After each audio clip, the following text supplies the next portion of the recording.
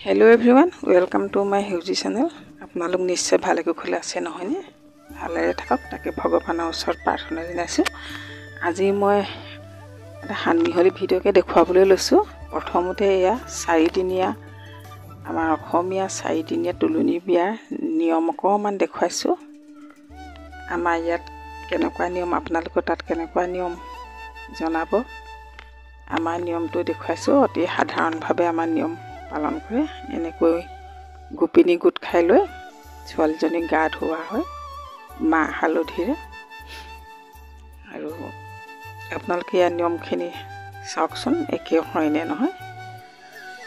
আৰু আমাৰ ইয়াত ছোৱালীজনী এই পাতি দৈ বুলি কয়। এই পাতি দৈ বোলা এই গছ তিনিডালি আনি এনেকৈ লগাই লয়। তাৰ তলতে ছোৱালীজনী এখন কলপাত পাৰি গা ধুৱায়। 4 দিনীয়া নিয়ম।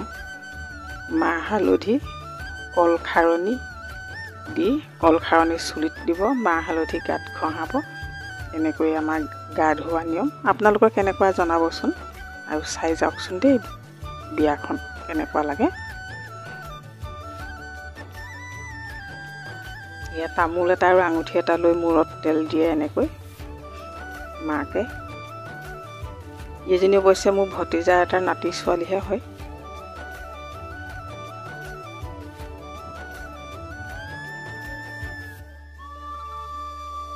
এনেকৈ চুলিত তেল দিয়ে। আপোনালোকৰ বাৰু দিয়ে নে এনেকৈ চুলিত তেল 4 দিনীয়া গা ধুৱাওঁতে।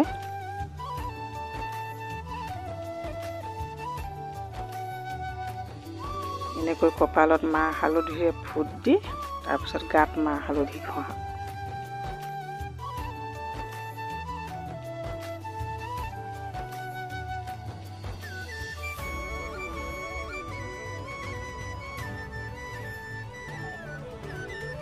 এইফালে গা ধুই হ'ল ছোৱালী। গা ধুই অনাৰ পাছত এয়া ছোৱালী বৰদেউতাকৰ ছোৱালীয়ে গা ধুৱাইছে। নাম মইনা। এইফালে মুখৰ আগত গোপিনী বহিছে। আমাৰ মানে চোতালতে এনেকৈ বহুৱাই 4 দিনীয়া গা ধোৱা দিনাখন অপেশ্বৰী পিঠাগুড়ি খোৱা বুলি এনেকৈ কৰে। অপেশ্বৰী কিবা যদি দুখ থাকে এনেকৈ 4 দিনীয়া গা ধোৱা দিনাখন বাহিৰত বহুৱাই আৰু গোপিনীক পিঠাগুড়ি দিয়ে খাবলৈ, কইনাকো দিয়ে। এইটো এটা নিয়ম। কাৰণ মানে কি পিঠাগুড়িটো মানে ছোৱালীজনীটো ব্ৰতত থাকে আৰু সেই ব্ৰতত থকাৰ কাৰণে 4 দিনীয়া দিনাখন যিটো পিঠাগুড়ি দিয়ে সেই পিঠাগুড়িটো খালে তাই মানে ভাত খাব পাৰিব আৰু হাজে আৰু সেইদিনাখনৰ পৰা। সেইটো কাৰণে আমাৰ ইয়াত এনেকৈ পিঠাগুড়ি দিয়ে আৰু অপেশ্বৰীৰ কাৰণেও দিয়ে। এইফালে তাই বিয়া ঠিক হ'লগৈ 7 দিনৰ দিনাখন। আকৌ এয়া তামোল দি ফুৰিছে তাই। এয়া ৰাতিপুৱা ভাগত মানুহ অহা নাই তেনেকৈ। ৰাতিপুৱা ভাগতে মই অকণমান দেখুৱাই দিছোঁ। বিয়াখনৰ পেণ্ডেলটো ভাল লাগিছেনে বাৰু। সাধাৰণকৈ দিয়া হৈছে। ইপিনে এয়া ছোৱালী বায়েকে সাজি কাচি একদম ষ্টাইলত আছে। এইফালে এয়া আলহী গোট খালেহিয়ে দেখিছেনে বিয়া ঘৰ আলহী। এইটো ছোৱালী ককায়েক। এয়া ছোৱালী মাক একদম হাঁহি গৈছে। এইফালে খানা বনোৱা হৈছে। বিয়াৰ খানা লাহে লাহে তৈয়াৰী হৈছেগৈ আৰু এয়া প্ৰথম ভাগতে মই দেখুৱাইছোঁ। আৰু এইফালে প্ৰথমতেই মানে এয়া খোৱা আৰম্ভ কৰিছে আৰু কেইজনমান গোট খাইছে সেইকেইজনকে খাবলৈ আৰম্ভ কৰাইছে। বিয়াত অৱশ্যে মাংস ওলোৱা নাই, মাছ ভাতেই ওলাইছে ইয়াত। এইফালে এইজনে মাছ ভাগ কৰি আছে। আৰু এতিয়া এয়া পেণ্ডেললৈ গৈছোগৈ। এইপিনে এয়া কইনাই এখন ফটো উঠালে আৰু এতিয়া সেইখিনিতে বিয়াখন শেষ কৰিলোঁ। এইপিনে 2খনমান ফটো দিছে। এজনী মোৰ নাতি ছোৱালী ধুনু আৰু এইপিনে ধুনু মইনা মামলু ইহঁতে এয়া পানী ধেমালি কৰিছে। পুখুৰীত নামি, পুখুৰীটোত পানীটো কম আছে সেইকাৰণে সিহঁতি মানে খুব ধেমালি কৰিছে। সদায় সিহঁতক পানীত নামিবলৈ লাগে। সেইদিনা ক'লোঁ যা তহঁতি পানীত নাম আৰু অকণমান খেল। আৰু ল'ৰা ছোৱালী আজিকালি এইবোৰ কৰিবলৈ নাপায় নহয় জানো। অকণমান দিবও লাগে সিহঁতক খেলিবলৈ। আমাৰ ধুনুৱেতো একেবাৰে নাজানে। সেয়া তাই খোজকাঢ়িলেও পৰিয়ে যায়। আৰু এইফালে ধুনু মাকৰ মানে বাৰ্থডে হ'ল। এনেই নিয়মটো কৰিলে ধনু দেউতাক ঘৰত নাথাকেই, সেইকাৰণে এনেই নিয়মটো কৰি ইয়াত থৈ দিছে আৰু মানে কেকটো আৰু ধনুক কাটিবলৈ লাগেই নহয়। সেইকাৰণে মাকৰ লগতে ধনুৱে কেক কাটিলে আৰু এফালে পায়স অকণমান দিলোঁ বনাই, ইফালে অকণমান মিঠাই আনিলে, এনেকৈ চাহকাপ খাই আৰু থলোঁ। ৰাতিলৈ ভাত ওলাইছিলে বাৰু, সেইটো আৰু আপোনালোকক দেখুওৱা নহ'লগৈ আৰু।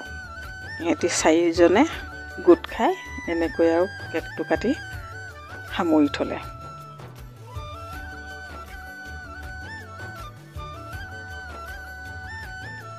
ধনুৱে আঙুলি বাই বাই ধমাধম খাইছে, দেখিছে নহয়। কেক বুলি ক'লে সৰু ল'ৰা ছোৱালী কিমান হেঁপাহ, দেখিছে।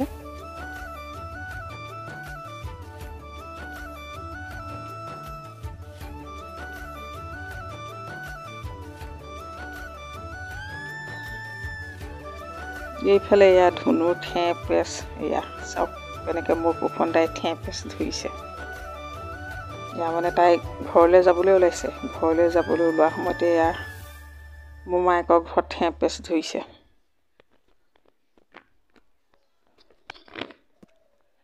এইফালে এয়া ধনুৰ মানে আলহী খাবলৈ ফুৰিবলৈ গৈ এয়া তাই ফটো শ্বুট কৰিছে। ইমান ষ্টাইল, চাওক ষ্টাইলত ফটো উঠাইছে তাই। এয়া ইমান সৰুৰ পৰাই সিহঁতি মডেলিংবিলাক জানে নহয়নে, সেইকাৰণে ডাঙৰ হ'লে কিয় বাৰু নাজানিব।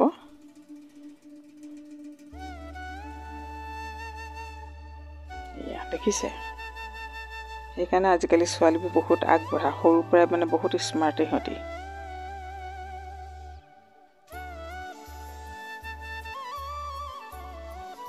এয়া মানে মোৰ দাদাৰ ঘৰলৈ যাওঁতে তাই এয়া ফটোশ্বুট কৰি আছে।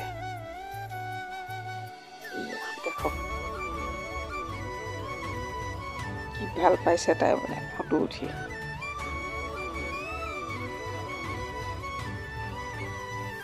আৰু আজিলৈ ভিডিঅ'টো মই ইমানতে সামৰণি মাৰিছোঁ। আজিলৈ আহোঁ, বাই।